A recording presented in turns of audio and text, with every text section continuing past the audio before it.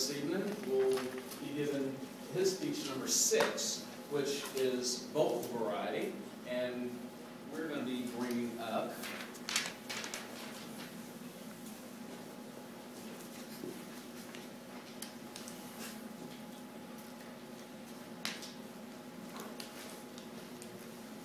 first, Shanil is a management consultant who joined Toastmasters 8 months ago. He's going to be given his speech number 6, vocal variety, and the title of his speech is The Missing Link to Success. Mr. Shanil.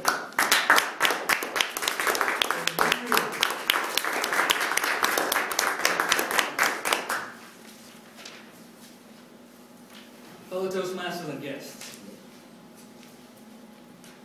how many of you think that your success in life has mostly to do with your IQ and your personality?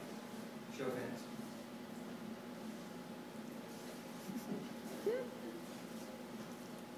Well, let me share a story with you. It's a story of someone by the name of Butch Connor. It was a warm summer's day, a perfect day to go surfing. So Butch got into his truck, he drove to the beach, he got out. He reached it to the back of his truck and he pulled his surfboard out. And he walked across the beach and into the water. He started paddling as hard as he could and moved into the deep. 40 yards into the water, away from everyone else around him. He stopped paddling and he got back onto his board and he was waiting for a wave that he would fancy surfing. A few minutes passed by while he was bobbling over waves.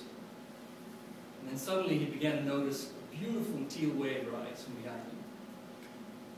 It was a perfect wave. So he lay flat on the surfboard and he was ready to start paddling as the wave came.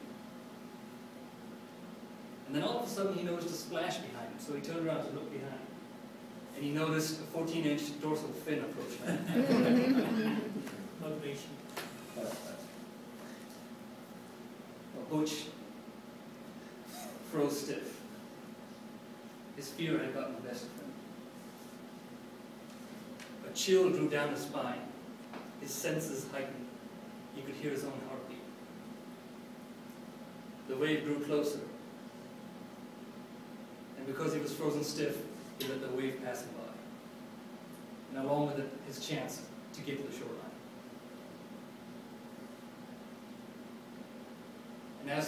And as he looked across into the waters, through the translucent water, he could see a shark. It was a 14-foot shark. And that shark and that dorsal fin was growing closer and closer towards him. He wasn't able to move. He was so scared. And the shark came all the way up to him, and with its boulder head, knocked him off his surfboard, and he jumped and he fell into the water. He splashed around a little bit and he quickly swam towards the surfboard. And he didn't get back onto it. His belly was flat on the water, and he was hugging onto the surfboard because he was so scared.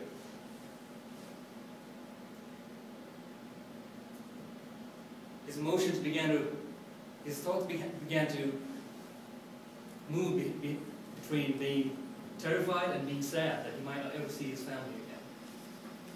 He was worried that he might not ever see his children again.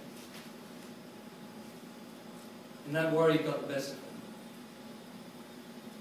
A few seconds passed that felt like hours to him. And he began to notice the shark swimming around and coming back towards him. When he realized that he might not ever see his family again, he began to grow angry at the fact that he wouldn't get this opportunity to spend his life with his children and his wife. And that anger fueled him, and as the wave approached closer, he took the nose of his board and he jabbed it into the gills of the shark, pushing it away. But it only bought him a few more seconds, because the shark began to circle him again. So he got back on the surfboard and he started paddling as hard as he could towards the shoreline.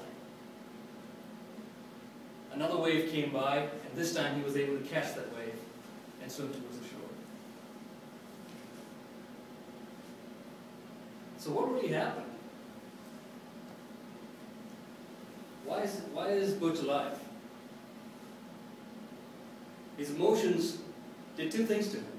At one point, his emotions got the best of him, causing him to get frozen and not be able to make a decision and not take any action. And there was another point when his emotions fueled him with anger, making him take action. More than you realize, your success has a lot to do with your emotions. More so than your IQ, which you're born with, or your personality, regardless of whether you're introverted or extroverted.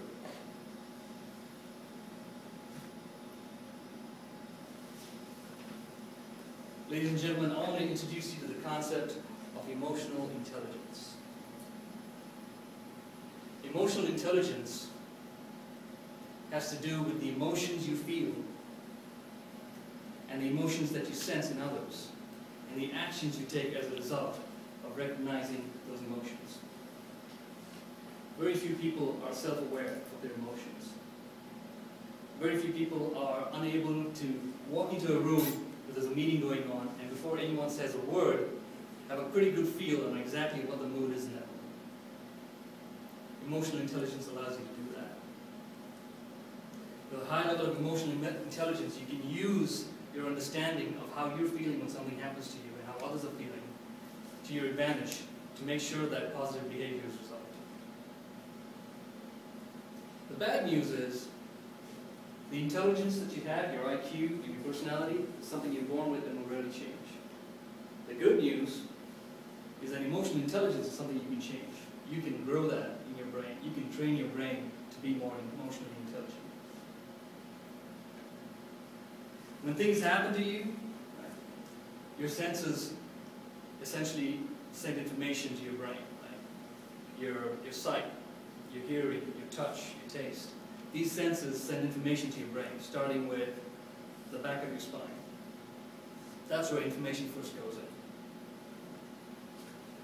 And that information needs to go to the front of your head, where your rational thinking takes place, where you can make rational decisions. But in between your spine and the front of your head is your limbic system. That's the part of your brain that deals with your emotions.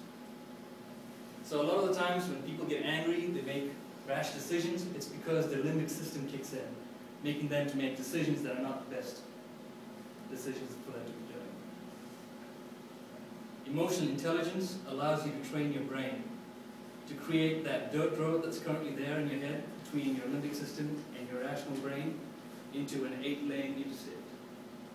The more you do these exercises, the better you'll get at it. So, if you really want to achieve success in life, you need to work towards your emotional intelligence. There are a lot of exercises out there. All you've got to do is Google it. There are plenty of books out there. So, depending on how ambitious you are, depending on what you want to improve in your life, your relationships, your friendships, you want promotion this year, right? A lot of people have that as a New Year resolution. Focus on your emotional intelligence, and you'll be surprised how big a difference that makes. Thank you.